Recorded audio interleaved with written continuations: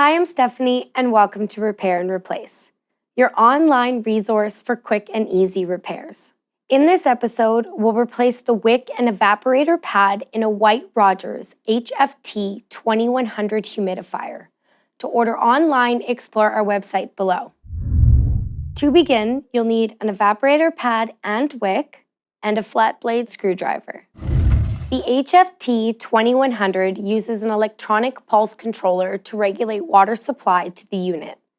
When the humidistat calls for humidity, the solenoid valve will open to disperse water over the entire pad.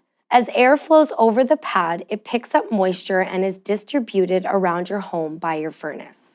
Over time, calcium and mineral deposits can build up on the pad and wick, which reduces the amount of moisture that can be evaporated. These deposits make it impossible to clean properly. Before starting the repair, disconnect all power to your humidifier. Next, shut off the water supply. Use a flathead screwdriver to unscrew the cover. Now remove the cover.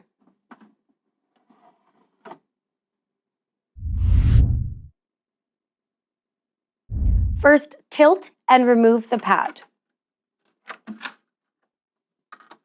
Now separate the pad, the drip tray, and wick. Install the tray on top of the new pad.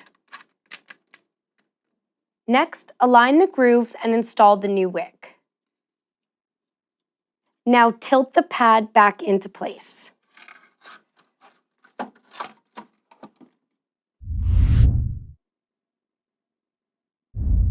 Replace the cover and tighten the cover screw.